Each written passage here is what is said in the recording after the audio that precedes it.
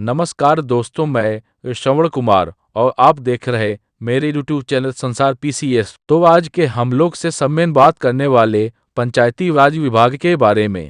पंचायती राज ये शब्द सुनने में जितना सीधा लगता है ना, इसके पीछे का जो संवैधानिक ढांचा है वो उतना ही जटिल है। और उस ढांचे की बुनियाद है अनुच्छेद 243 जो ए से ओ तक मतलब एक पूरी वर्णमाला की तरह फैला हुआ है। बिल्कुल, और ज्यादातर लोगों के लिए ये वर्णमाला किसी भूल भुलैया से कम नहीं है। हाँ, परीक्षा में ये याद रखना कि ए में क्या था और जी में क्या, ये मतलब लगभग नामुमकिन सा लगता है। तो आज हमारी कोशिश इसी भूल भुलैया को सुलझाने की है। हम इन अनुच्छेदों को कुछ मजेदार ट्रिक्स या कीवर्ड से समझने की कोशिश करेंगे। मतलब सिर्फ रटना नहीं है, बल्कि हर अनुच्छेद के पीछे का जो लॉजिक है उसे पकड़ना है। हाँ, एक एक करके हम देखेंगे कि कैसे ये अनुच्छेद लोकतंत्र को गांव की दहलीज तक पहुंचाने की पूरी कहानी कहते हैं। तो चलिए शुरू करते हैं। तो किसी भी सरकार की बुनियाद क्या होती है? लोग। और यहीं से हमारा सफर शुरू होता है अनुच्छेद 243 ए के साथ, जिसके लिए हमारे पास कीवर्ड है ए फॉर असेंबली। ये एक बहुत अच्छा शुरुआती पॉइंट है, क्योंकि असेंबली का सीधा मतलब है सभा, और 243 ए बात करता है ग्राम सभा की। पर यहीं पर एक बहुत बड़ा कंफ्यूजन है जिसे साफ करना जरूरी है। बिल्कुल, ग्राम सभा और ग्राम पंचायत ये दोनों एक चीज नहीं है। हाँ, और ज्यादातर लोग यही गलती करते हैं। ग्राम सभा कोई चुनी हुई बॉडी नहीं है। नहीं, वो उस गांव के सभी रजिस्टर्ड वोटर्स का समूह है। एक तरह से गांव की अपनी संसद, जहां हर वोटर एक सदस्य है। तो ये लोकतंत्र की सबसे सीधी और जमीनी तस्वीर है। बिल्कुल। अब इतनी बड़ी सभा के रोजमर्रा के काम को चलाने के लिए, फैसले लागू करने के लिए एक छोटी चुनी हुई समिति चाहिए। और यहीं पर आता है अनुच्छेद 243 बी। सही। जिसके लिए ट्रिक है बी फॉर बिल्ड, यानी बनाना या गठन करना। तो ये एक लॉजिकल क्रम बन गया। ए में असेंबली यानी सारे लोग इकट्ठे हुए, और फिर बी में उन्होंने अपने में से एक कार्यकारी बॉडी बिल्ड की, जिसे हम ग्राम पंचायत कहते हैं।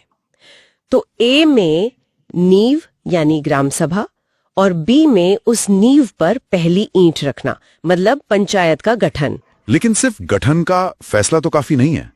वो पंचायत दिखेगी कैसी, उसमें कितने लोग होंगे, अध्यक्ष कौन होगा, ये सारे सवाल हमें अगले अनुच्छेद पर ले जाते हैं। अनुच्छेद 243 सी, जिसके लिए ट्रिक है सी फॉर कंस्ट्रक्शन, या कह सकते हैं कॉम्पोजिशन, यानी संरचना।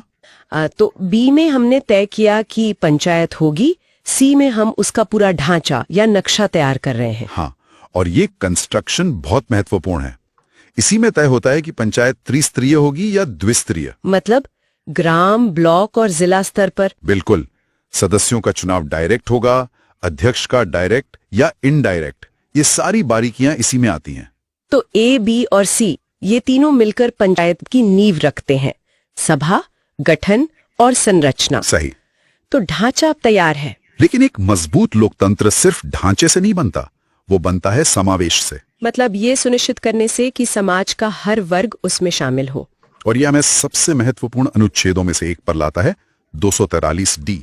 और इसे लेकर जो एक पुरानी ट्रिक बताई जाती है वो है डी फॉर दया। मुझे लगता है ये न सिर्फ गलत है बल्कि अपमानजनक भी है। बिल्कुल, आरक्षण कोई दया या चैरिटी नहीं है। नहीं। इसलिए हमें इस ट्रिक का बदलना होगा।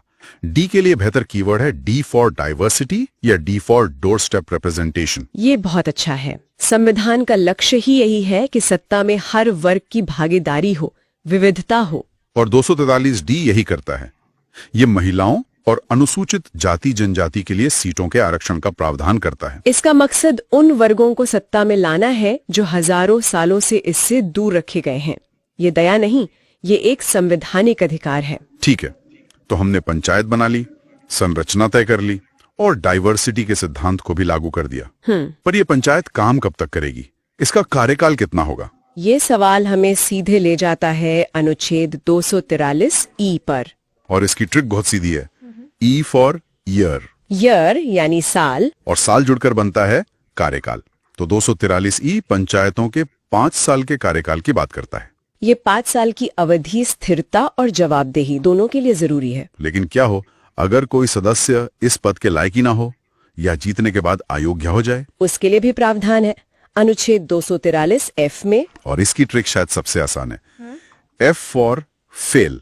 F फॉर फेल, हाँ ये तो याद रहेगा। जो सदस्य कुछ तय शर्तों को पूरा करने में फेल हो जाता है, मतलब जो अयोग्य है, उसे पद से हटाया जा सकता है।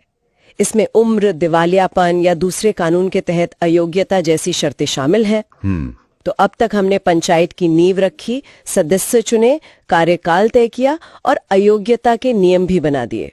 लेकिन अब सबसे बड़ा सवाल आता है, ये पंचायत करेगी क्या? इसके पास ताकत क्या होगी? और यहीं से आप देखिए पंचायती राज का असली मतलब शुरू होता है। ये हमें लाता है अनुच्छेद 243G पर, जिसकी ट्रिक है G for genius. G for genius. ये कैसे? ऐसे सोचिए कि पंचायत को जीनियस बनाना है, उसे प्रभावी बनाना है, तो उसे शक्तियां देनी पड़ेंगी। अच्छा, इस तरह से। जी से पंचायत जीनियस बनेगी और जीनियस बनेगी शक्तियों से। बिल्कुल। ये अनुच्छेद पंचायतों की शक्तियों, अधिकारों और उत्तरदायित्वों को परिभाषित करता है। और ये सिर्फ किताबी बातें नहीं है।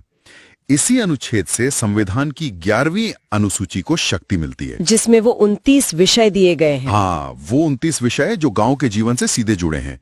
पीने का पानी, सड़कें, ग्रामीण आवास, प्राथमिक स्वास्थ्य। ये वो काम है जिनके लिए पहले गांव वालों को किसी सरकारी अफसर पर निर्भर रहना पड़ता था। 243G ने ये शक्ति गांव के हाथ में दे दी। असल में सत्ता का विकेंद्रीकरण इसी अनुच्छेद में जिंदा होता है। लेकिन शक्ति बिना संसाधनों के, मतलब बिना पैसे के खोखली होती है। बिल्कुल। काम करने के लिए पैसा चाहिए, और पैसा कहाँ से आएगा?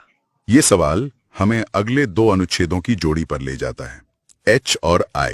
तो पहले H। हाँ, 243H के लिए ट्रिक है H for high tax. High शब्द शायद उतना सही ना हो, पर टैक्स की वर्ड एकदम सही है। सही कहा। ये अनुच्छेद पंचायतों को कुछ स्थानीय कर, शुल्क या फीस लगाने की शक्ति देता है। और ये जमीनी स्तर पर वित्तीय आत्मनिर्भरता की शुरुआत है। और वित्तीय मामलों का अगला पड़ाव है अनुच्छेद 243I, जिसकी ट्रिक है I फॉर इनकम। और इनकम का हिसाब किताब कौन करता है? वित्त आयोग। बिल्कुल। ये अनुच्छेद हर 5 साल में एक राज्य वित्त आयोग के गठन का प्रावधान करता है। और ये बहुत जरूरी है। ये आयोग राज्य सरकार को बताता है कि उसे अपनी कमाई का कितना हिस्सा पंचायतों को देना चाहिए। मतलब बिना इस आयोग के पंचायतें हमेशा राज्य सरकार के रहमो-करम पर रहेंगी। हाँ, और उनकी स्वायत्तता सिर्फ कागज पर रह जाएगी। यह अनुच्छेद एक तरह से विकेंद्रीकरण की वित्तीय आत्मा है। तो पंचायत के पास शक्तियां आ गईं, कर लगाने का अधिकार आ गया और राज्य से आय का हिस्सा भी सुनिश्चित हो गया। अब जब पैसा खर्च होगा तो उसका हिसाब भी तो रखना होगा। बिल्कुल। और यहीं आता है अनुच्छेद 243J, जिसके लिए ट्रिक है J फॉर जांच। जांच। किसकी जांच? पंचायतों के खातों की, उनके लेखा जोखा की, जिसे हम संपरीक्षा या ऑडिट कहते हैं। अच्छा, तो J मतलब जांच, यानी अकाउंट्स का ऑडिट। हाँ, ये अनुच्छेद वित्तीय पारदर्शिता और जवाबदेही सुनिश्चित करता है। तो अब हमारी पंचायत काम कर रही है, उसके पास पैसा है और हिसाब किताब भी हो रहा है। पर ये सब मुमकिन हुआ कैसे? चुनाव से। बिल्कुल। और पंचायत के चुनाव का जिम्मा किसका है? ये हमें सबसे मजेदार ट्रिक पर ले जाता है, अनुच्छेद 243K। इसे याद करने में बहुत लोगों को दिक्कत होती है। हाँ, मुझे खुद हुई थी। फिर एक दिन IPL देखते हुए किंग्स 11 का नाम दिमाग में आया और अचानक कनेक्शन बन गया। अच्छा। ये से किंग्स 11। 11 की स्पेलिंग E से शुरू होती है और E से बनता है इलेक्शन। अरे वाओ, ये वाकई में एक अजीब कनेक्शन है, लेकिन ये काम करता है ना? K को देखते ही किंग्स 11 और वहां से इलेक्शन याद आ ही जाएगा। बिल्कुल। और 243K पंचायतों के चुनाव के लिए एक स्वतंत्र राज्य निर्वाचन आयोग के गठन की बात करता है। तो चुनाव हो गए। अब सवाल है कि ये कानून कहां-कहां लागू होगा। यहाँ भी अनुच्छेदों की एक बहुत तार्किक जोड़ी है।